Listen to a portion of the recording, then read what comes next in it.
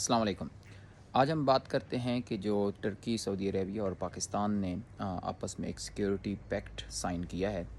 جیسے آپ کو یاد ہوگا کہ پاکستان نے بھی جب ایران، امریکہ اور اسرائیل کی جنگ چل رہی تھی تو اس کے دوران سعودی عربیہ کے ساتھ بھی اسی قسم کا ایک سیکیورٹی پیکٹ کیا تھا۔ تو یہ ایک بہت بڑی ریجنل ڈیولپمنٹ ہے مشرق وسطیٰ کے اندر، اور اس کی ضرورت کیوں محسوس ہوئی ہے؟ اس لیے کہ جب پاکستان انڈیا وار ہوئی تھی تو اس کا ایک تو یہ ہے کہ پاکستان نے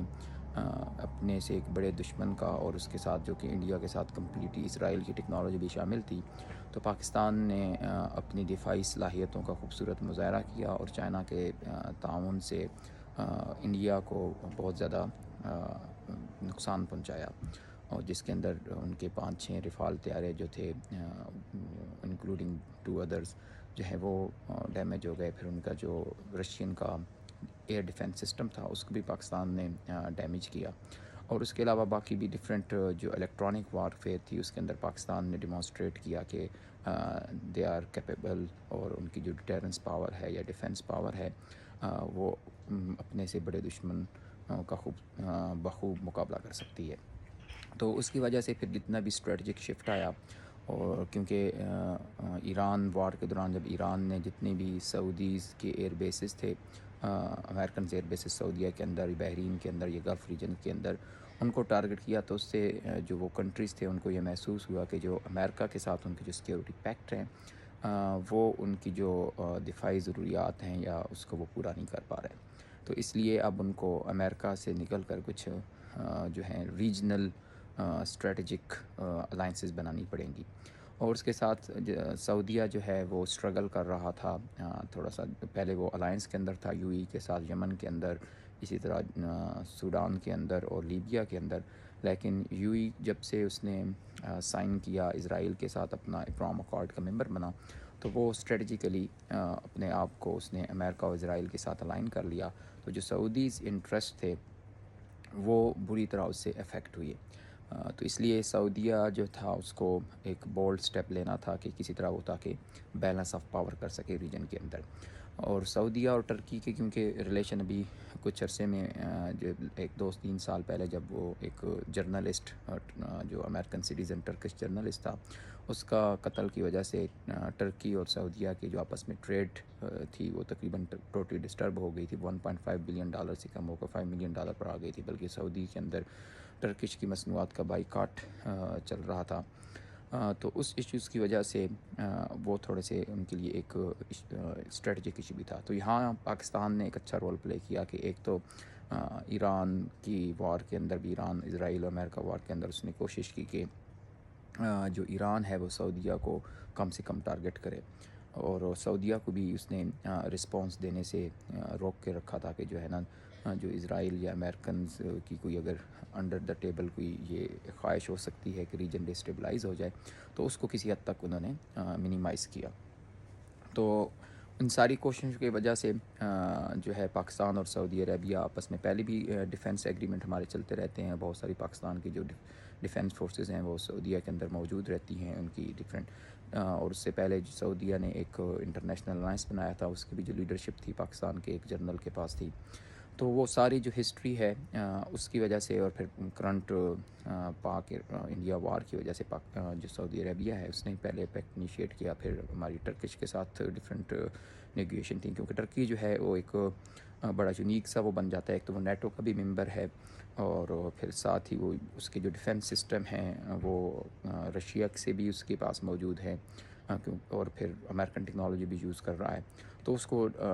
ڈفرینٹ وہ پیکٹ کا ممبر ہے، تو اس کو اس پروسیس کے اندر آنے کے لیے تھوڑا سا فردر ٹیکنیکلی نیگوشیشن کرنی تھی۔ تو وہ ریسنٹلی ٹیکنیکل نیگوشیشن کمپلیٹ ہو کر ابھی ٹرکی نے بھی اس پیکٹ کو جوائن کر لیا ہے، اور آج صبح ہی جو فارن منسٹر ہیں ٹرکی کے، انہوں نے کہا کہ یہ ایک نیٹو کے طرز کا جو ہے وہ ایگریمنٹ ہے، اور اس کے اندر آرٹیکل 5 جو نیٹو کا ہے اسی طرح کا ہے کہ کسی بھی ایک ملک پر جو حملہ ہے اس پر حملہ تصور کیا جائے گا، اور موسٹ لائکلی یہ ہے کہ ایجپٹ بھی اس کو کرنٹلی جوائن کر لے گا، اور ملیشیا نے بھی خواہش ظاہر کی ہے۔ مصر کا ایشو یہ ہے کہ ایک تو ان کی جو نہر سوئز ہے اس کے اوپر کسی دور میں فرانس کا کنٹرول تھا، اور ابھی تک بھی بہت سارے ایشوز میں ان کی فرانس کے ساتھ اس کے اوپر ڈیلنگ چل رہی ہے۔ پھر آئی ایم ایف کی وہ پاکستان کی طرح جو ہے پرانے ایگریمنٹ بہت ٹیکنیکل ہیں، تو وہ ابھی تک اسرائیل، امریکہ، فرانس اور یورپی یونین کے ساتھ اس کی نیگوشیشن چل رہی ہے۔ پھر جو وہاں لیڈرشپ موجود ہے، ملٹری ہے، ڈکٹیٹرشپ، اس میں بھی پاکستان کے اندر بھی اور ترکی کے اندر بھی ریلیکٹنس ہے۔ ترکی نے بھی بڑے عرصے تک مصر کے ساتھ اس کے تعلقات نہیں تھے، تو ابھی ریسنٹلی اراؤنڈ 1 to 2 month اگو جو ہے وہ اردگان نے ایجپٹ کو وزٹ کیا اور ریلیشن شپ بلٹ ہو رہے ہیں۔ تو سی سی کی پرسنالٹی کی وجہ سے تھوڑا سا اس کے اندر ٹیکنیکل ایشوز ہیں، تو ہوپ فلی وہ بھی اگر ریزالو ہو جاتے ہیں تو جلدی مصر بھی اس پیکٹ کو جوائن کر لے گا، اور اس کے بعد پھر ملیشیا بھی۔ تو اس میں یہ ہے کہ ایک تو پاکستان کی ان کو بگیسٹ اسٹینڈنگ ملٹری ہے، پھر نیوکلیئر کیپیبل ہے، اور ہمارا جو میزائل ڈیفنس سسٹم ہے وہ ایک اچھا ہے، اور اس کے ساتھ سعودیہ جو ہے ایک اکنامک پاور ہے، پھر اس کے پاس آئل اینڈ گیس کی ایک بڑے ریسورسز ہیں، اور اس کے ساتھ ساتھ وہاں بھی انہوں نے ویژن 2030 کے ذریعے ڈفرینٹ کیپیبلٹیز کو بلڈ کیا ہے، خاص کر ریسرچ، ایجوکیشنز اور اس کے اندر انفراسٹرکچرز کے اندر۔